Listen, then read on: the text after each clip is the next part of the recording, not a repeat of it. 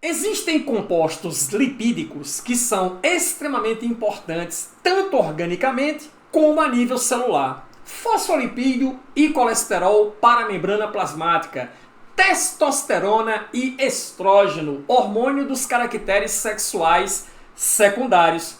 E a pergunta importante é, professor, onde eles são produzidos? Eu sou o professor Billy Paul, do canal de Ciências Biológicas e Autodesenvolvimento. E após a vinheta, estudo do retículo endoplasmático liso, especialmente para você. Vamos lá?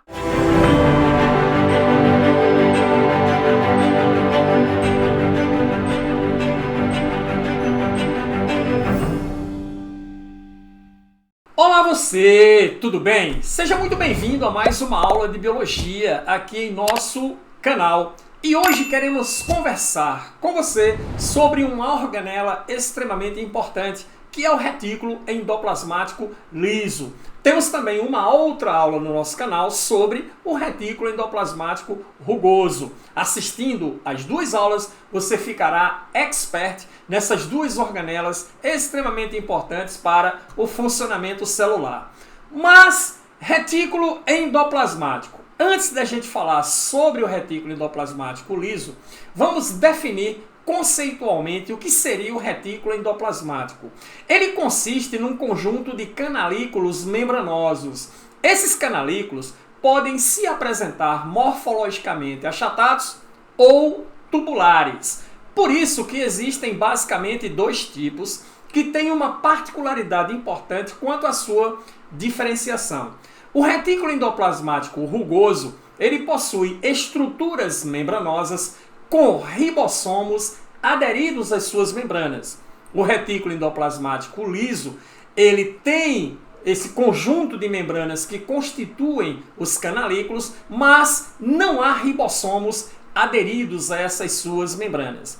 E até por causa desses ribossomos, as funções dos retículos passam a ser distintas, beleza? Mas vamos conversar sobre o retículo endoplasmático liso nesta aula.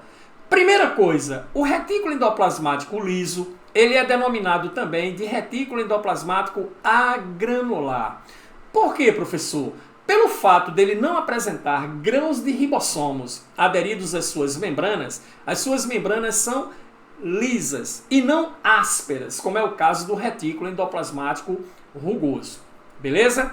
Por isso, agranular.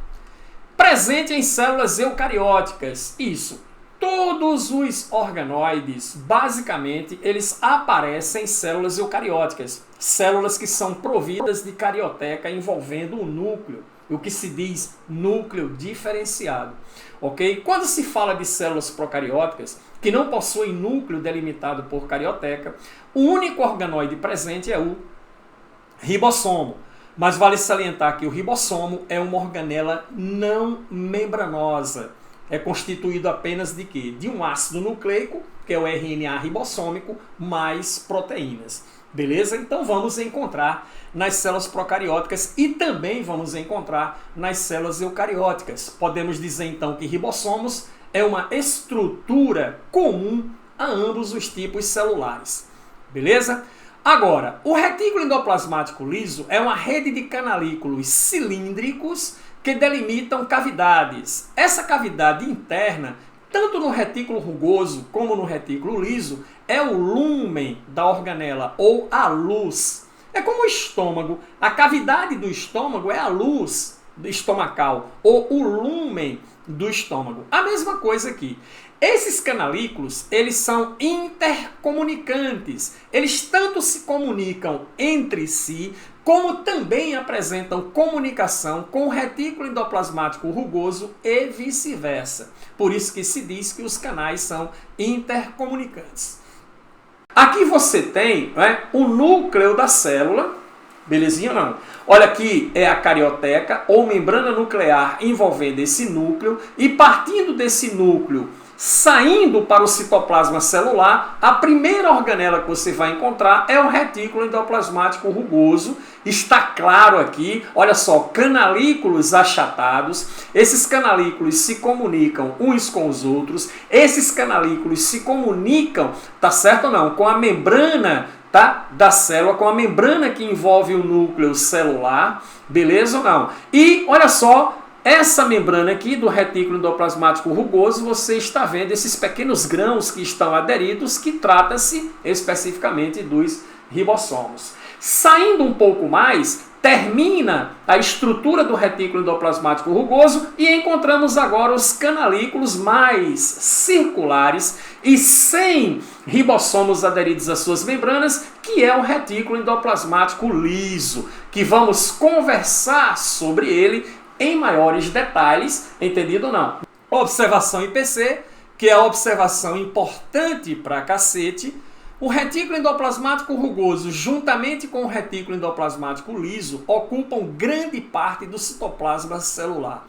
Na verdade, os retículos representam os maiores organoides que você vai encontrar dentro de uma célula. Até porque esses canalículos, eles se distribuem, e se espalham por todo o citoplasma celular. Então eles ocupam um grande espaço dentro das estruturas celulares.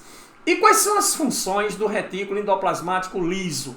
Função básica do retículo endoplasmático liso. Primeira coisa, produção dos hormônios esteroides. Os hormônios esteroides, eles são derivados do colesterol. Os esteroides apresentam um álcool específico em sua composição, que é um álcool de cadeia policíclica. Você que já estudou lipídios, beleza ou não? Você sabe que a diferença entre um lipídio e outro, entre um glicerídeo, entre um serídeo, um esteroide, um lipídio composto, é principalmente o álcool que está presente na sua constituição.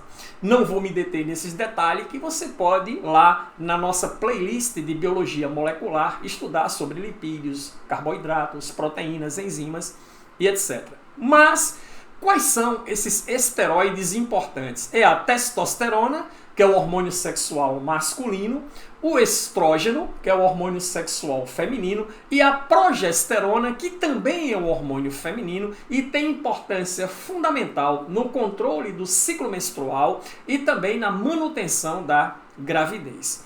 Beleza? E aí, onde são encontrados esses hormônios esteroides, que são de natureza lipídica? É encontrado nas gônadas sexuais, testículo e ovário, e as glândulas adrenais, que também produzem certos hormônios precursores de hormônios sexuais. Beleza? Também é responsável pela síntese de lipídios da membrana plasmática. Qual o lipídio importante aí da membrana plasmática? São os fosfolipídios. Eles também serão sintetizados a nível de retículo endoplasmático liso. E ele também promove a síntese de triglicerídeos. O triglicerídeo é um lipídio, tá? É um lipídio do grupo dos glicerídeos, porque apresenta na sua composição o álcool glicerol ligado a cadeias de ácido graxo. São 3 cadeias de ácido graxo ligada a cada grupo alcoólico do álcool glicerol, que é o triálcool, formando o triglicerídeo. Professor, qual a importância do triglicerídeo? Meu amigo, o triglicerídeo é o lipídio da reserva energética.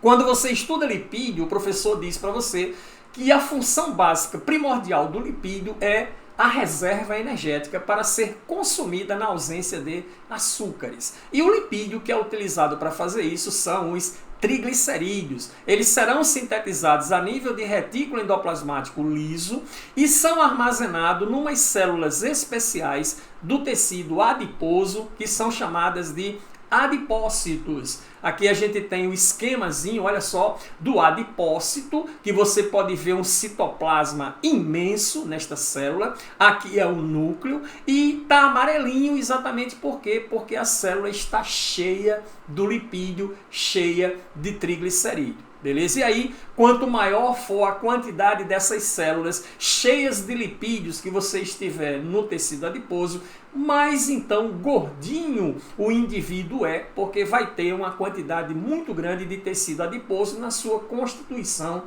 corporal. Beleza? que mais a gente pode falar sobre o retículo endoplasmático liso?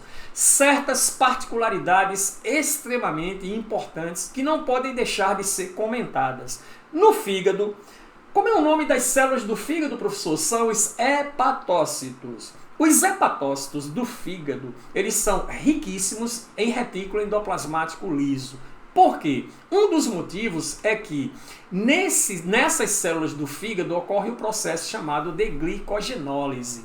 Aí você diz assim, poxa professor, o que é a glicogenólise? Olha só, o metabolismo da glicose, que é consumida via alimentar, envolve duas coisas importantes. Quando você consome o açúcar, que a taxa glicêmica sobe, existe um hormônio chamado insulina que promove a redução dos níveis da glicemia na corrente sanguínea, de modo que ela se mantenha entre 90 a 100, ou de 90 a 99 miligramas por decilitro de sangue. Para manter essa taxa dentro desse padrão de normalidade, eu preciso pegar essa glicose e retirar da corrente sanguínea. O fígado executa esse processo, transformando a glicose, por uma reação química de polimerização, no açúcar glicogênio, que é um polissacarídeo. Você já estudou sobre isso, ok? Quando há a necessidade de glicose a nível orgânico, se faz o processo contrário, que chama-se glicogenólise. É pegar o glicogênio e quebrar em glicose. E isso acontece a nível de retículo endoplasmático liso das células do fígado. Olha só, converte o glicogênio armazenado em glicose.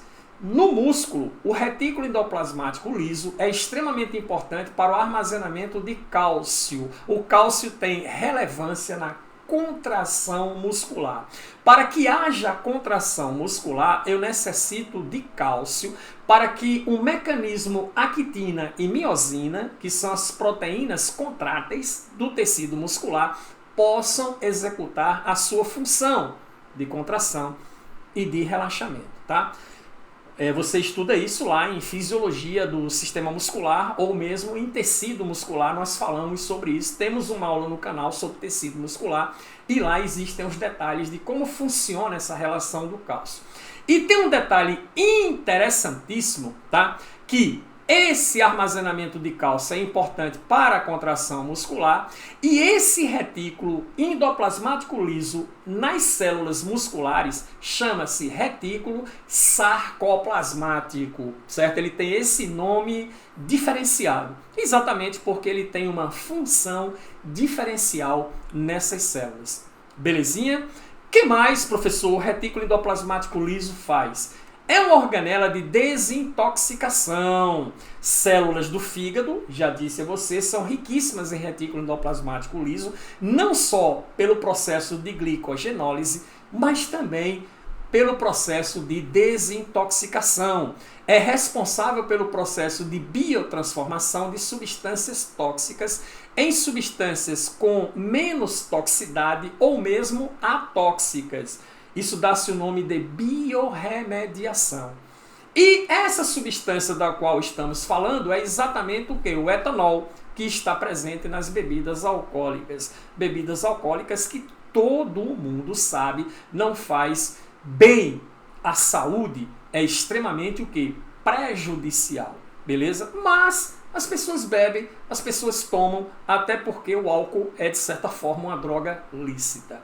Mas aí eu quero chamar a sua atenção para isso aqui é extremamente importante e não é tão abordado em aulas de retículo endoplasmático. Mas vamos falar sobre esse processo de desintoxicação aqui do etanol.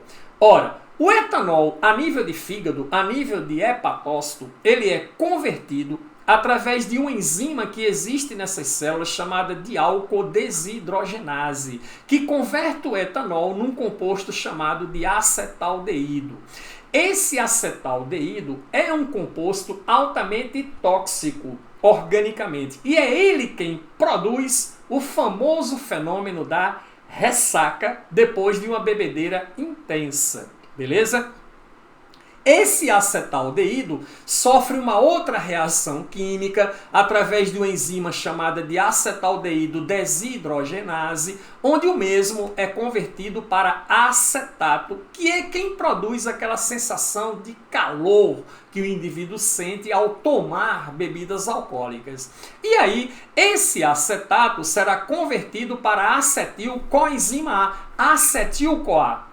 Acetil-CoA, você já ouviu falar, ele é muito utilizado a nível mitocondrial no ciclo de Krebs para a produção de energia. É entendido ou não? Então, há uma forte liberação de energia na ingestão de bebidas alcoólicas por causa do acetil-CoA, que vai a nível mitocondrial e aí é metabolizado no ciclo de Krebs.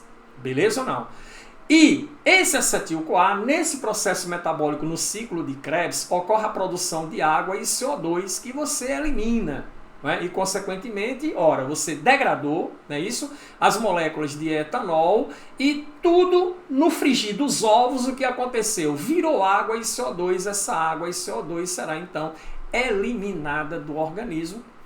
Consequentemente, foi feita então a biorremediação ou a biotransformação de um composto que é relativamente tóxico, como o etanol e o acetaldeído, num composto que é atóxico, através de um maquinário enzimático que está relacionado com o retículo endoplasmático liso. Beleza? Aula curtinha, sucinta e direto ao ponto. Não esqueça de passar na descrição do vídeo, baixar o biomap dessa aula para a confecção do seu catálogo e o Bioese com exercícios comentados para que você possa exercitar os conteúdos aprendidos. Nos encontramos na próxima aula. Eu espero você. Até lá!